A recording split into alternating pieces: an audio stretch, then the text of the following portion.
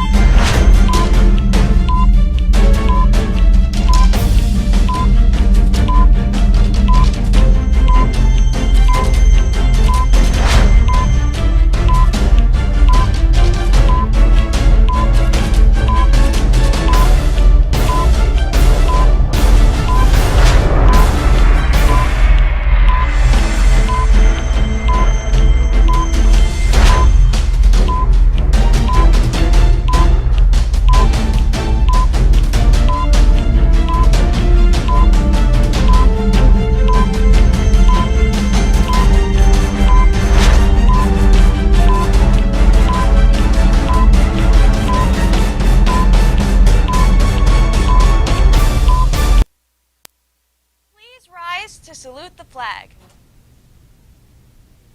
I pledge allegiance to the flag of the United States of America and to the republic for which it stands, one nation, under God, indivisible, with liberty and justice for all.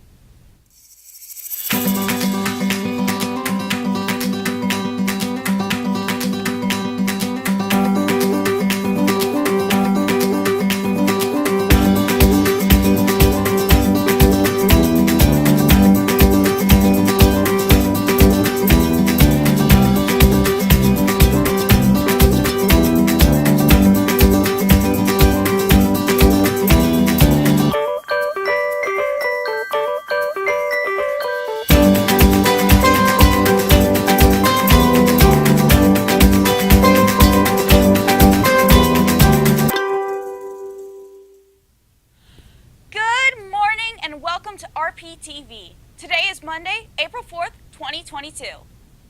As Easter and Passover approach, one is left to wonder why they are so late this year. Let's go to Julian with that report. In many cultures, the start of spring is a time for renewal and rebirth, and major holidays like Easter are based on dates that the spring equinox and the first spring moon cycle. Because of these two factors, Easter and Passover are going to be later than usual. According to the Old Farmer's Almanac, the Easter and Passover always occur on the first Sunday after the full moon, which is this year on Saturday, April 16th, meaning Easter will be on April 17th. The Jewish holiday Passover would start on Friday, April 15th, and end on the evening of April 23rd, also being tied to the moon cycles, is starting later this year as well. May 4th is exactly a month away, and with that comes the statewide plastic bag ban. Let's go to Callie for that story. In New Jersey this May, the ban on plastic bags will begin. Picture yourself, a grocery cart full at the cash register, no bag, so you have to bring your own. That's the future of supermarkets and grocery stores all over the state. The new law bans the distribution of single-use plastic bags and some takeout food containers. Other small stores and retailers will hand out your items in paper bags. Although stores over 2,500 square feet won't be permitted to hand out or sell paper bags, and most supermarkets and grocery stores are over that size. Signs will be up in parking lots, social media posts, and spokespersons of companies will continue to remind people of the new ban. The spokesperson of a large supermarket chain recommends people to start bringing their own reusable bags to go shopping. Now it's time for announcements. Anime Club is holding a spiritware sale. To place an order, see an Anime Club member. Cash or checks made payable to RPHS can be sent to Ms. Amoroso. All orders are due by the end of the day on April 7th. Social Awareness Spirit Week. The week of April 4th to 8th, the district will hold our annual SE-Celebration with Spirit Week and culminating with Family Movie Night on Friday the 8th at 5:30 p.m. at RPMS. Crisis Center applications for the 2022 to 23 school year are available to rising juniors and seniors in the class of 2023 and 2024 Google Classroom. All applications are due by April 8th. Class of 2025 cookie dough will be delivered April 7th. If you have a large order, make sure to arrange transportation. All orders must be picked up in the cafeteria at the end of the school day. SAS will be meeting in room 5 after school on April 5th to decorate flower pots for Mother's Day arrangements. The arrangements will be donated to the Casano Center. See Miss Almanzar if you have any questions. Hey, do you like video games? Do you like hang out with people who also like video games? Hi, I'm John Gamer, and I have just the club for you. Join the video game club. Unlike most clubs, the video game club is more of a casual type of setting. You don't have to join every single meeting every week and, get kicked out of it. You can just join whenever you like. So if you have something busy, it's perfectly fine. The video game club is on every Thursday, 3 p.m. to 4 p.m. We have a Nintendo Switch, but you can feel free to bring your own games and consoles. We're also starting our own. We're also starting esports with Smash Bros. For more information, talk to Mr. Rhodes. Five Below has big plans in store as it plans to open 1,000 stores in the next 3 years. Let's go back to Julian for that report. Value retail store Five Below is preparing to open about 1,000 locations by 2025, the company recently announced. Five Below is projecting 375 to 400 new stores in 2022 and 2023, another 550 to 600 in 2024 and 25. We are increasing our store potential in the U.S. from 2,500 plus to 3,500 plus, President and CEO Joel Anderson said. Five Below is referring to this long-term plan as a triple-double with a goal to triple the store count and double the sales. New stores' locations have yet to be announced. Stay tuned. We will be right back.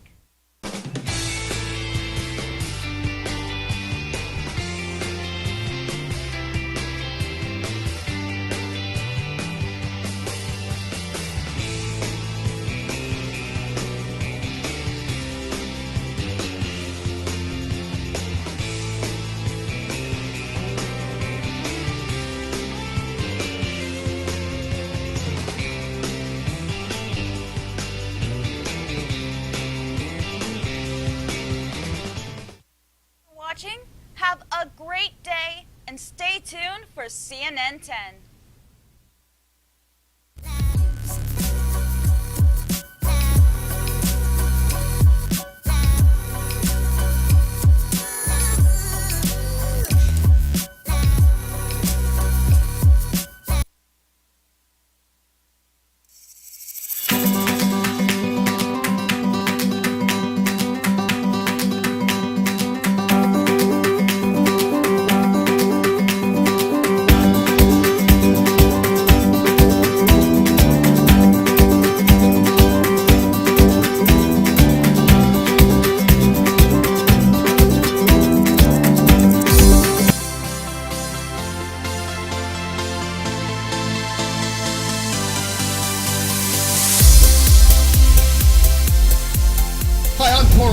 Hope your week and month are off to a good start.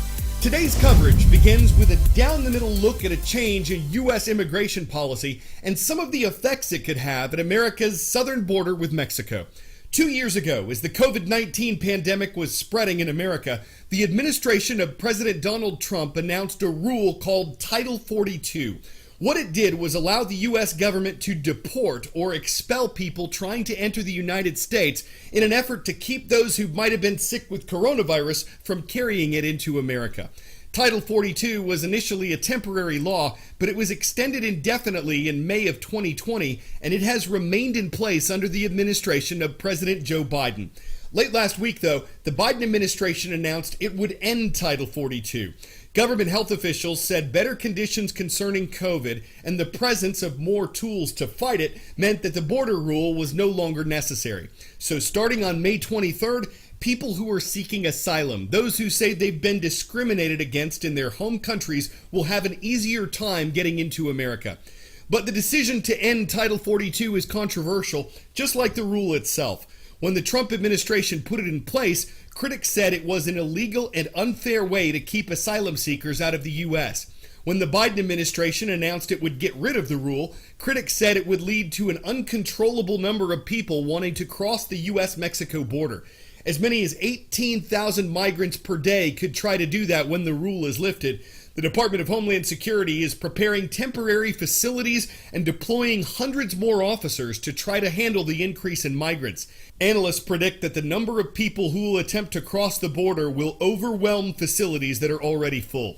Last year, a record number of migrants were either expelled from the U.S. or taken into custody to have their cases heard. This year's numbers were on pace to break that record before the government announced that Title 42 would be lifted. With the predicted surge in migrant families expected in the coming weeks, the Department of Homeland Security in the United States saying that it is preparing for a worst-case scenario, and that could mean, according to the federal government, up to 18,000 asylum-seeking people showing up at the nation's doorstep. That's certainly concerning, since some critics of that Biden administration and the announcement that was made on Friday have expressed concern that the infrastructure in many of these border communities is not ready to handle an expected uptick in these migrant families. And the key issue here are these communities, these temporary communities of migrants that have basically popped up in Mexican border towns, including this one that you can see in brand new CNN drone video in Reynosa, Mexico, which is just across the Rio Grande, just a few blocks from where I'm standing at this hour. And these are migrants that, according to sources, many of them have been basically expelled back. There are others who have made that journey to the doorstep of the United States, but due to that Title 42 Public Health Authority, have decided to simply wait out that policy until it's no longer an issue. And then that announcement made by the Biden administration on Friday that it will essentially allow that to expire come May 23rd. There's some concern of some of these Biden administration critics that many of those people that are still waiting there, potentially up to 10,000 in this border town alone, will seize that opportunity to finally show up at ports of entry and declare asylum. And that is what's dividing many people in border towns throughout the country. Polo Sandoval, CNN, Hidalgo, Texas. The U.S. government is sending an additional $300 million worth of military equipment to Ukraine as it continues to battle forces from Russia, which launched an invasion of Ukraine in late February. The new arms will include attack drones, rocket systems, night vision devices, machine guns, and medical supplies. The Biden administration has made announcements like this several times over the past month. It says it sent more than $2.3 billion in security assistance to Ukraine so far, and a few weeks ago, President Biden signed legislation worth $13.6 billion for emergency aid to Ukraine. The fighting in the Eastern European country has not let up. 10-second trivia. Which of these U.S. states was admitted to the Union in 1850 before any of the others? California, Kansas, Washington, or Arizona? California was the first of these states to be admitted. All the others achieved statehood after 1850. Officials in California are telling residents to fix any leaks in their homes, make sure the tap isn't running when they brush their teeth, and to consider letting their lawns go brown. And California's ongoing drought is the reason why. The current one has lasted for more than 2 years now, though California's government says droughts are a recurring feature of the climate. Things were looking up in December. More than 17 feet of snow fell in part of the Sierra Nevada mountains, breaking records that had stood for decades. But then things started drying up again in January, and now the mountain range's snowpack is at 38% of where it normally is at this time. That's not the lowest it's ever been. The Mercury News reports that the Sierra Nevada snowpack has been lower on several occasions since 1950. But here's why the measurement is so important to the state. I am standing south of Lake Tahoe in California, and it is an absolutely beautiful day here. That's actually bad. And the reason that that's bad is because this is where California's snowpack is. And what the snowpack is basically a frozen reservoir. It's a place where water is stored throughout the cold months. So when it storms and they get snow up here at Lake Tahoe, all of that snow that's throughout the Sierra Nevada mountains, that is called the snowpack, and it accumulates and then slowly it melts off and it finds its way down rivers and makes its way into our reservoirs, and that is pretty much a large way of how we get our drinking water. In fact, according to California, this is where 30% of our water, including our drinking water, comes from in the state. So we really do care and really do need to know how much water is up here. So what they do routinely is several different times throughout the cold months is that they will have a few people come out and measure how much snow is on the ground. And sometimes it's a lot. It could be like taller than, me. It could be more snow than that. And then other times there's not a lot. In fact, I want you to take a look at this video because it's really cool. This is a scientist from the Department of Water Resources for California, and he's got this cool pole that's got a hollow center to it. and he can stick that into the ground to see how much snow is there. And they do this at different parts of the state or different parts of the Sierra Nevada mountains, and they do it on the same days every year just to make sure that they have a routine measurement. And so with this most recent measurement, you can see there's not a lot there. In fact, they said there was only 2.5 inches of snow. That's it, just 2.5 inches of snow. And that means about 1 inch of water once it melts off. And so once it melts off, you would like for it to take its time to come down the mountain, because if you take a look behind me and you look at that shot, you can see there's already a lot of water that's making its way down out of the mountains. That's going to make its way into our reservoirs. It's also going to make sure there's habitats for some of the fish out there.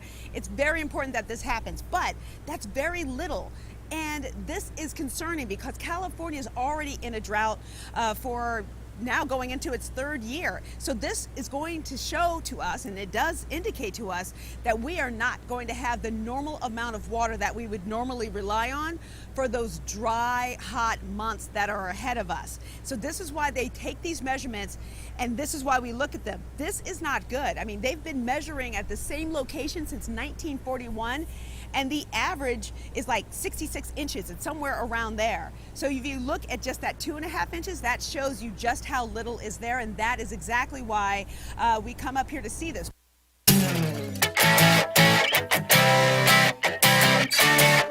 Okay, the way to look at this and not be completely grossed out is to think of it like chocolate. This is slime, and not just any old toxic sludge. Researchers at the Chinese University of Hong Kong say it can be controlled like a robot using magnets. Okay, that's nice, Carl, but why? Well, if they make it safe to ingest. It's not at this point. This slime could be used to remove deadly substances from the body. It could also be used in electronics. Or maybe it's just the stuff of movies. Think the green slime, the slime people, or Ghostbusters. He slimed me. There's I Know What You Did Last Slimer, Franken Slime, Valen Slime's Day, The Slime Side, of course everybody's favorite, Slime Dog Millionaire. It's sure to find slime for a leading role. I'm Carl Azus. Marietta High School in Marietta, Georgia gets today's shout out. You guys are like Fridays, and we hope to see all y'all again tomorrow.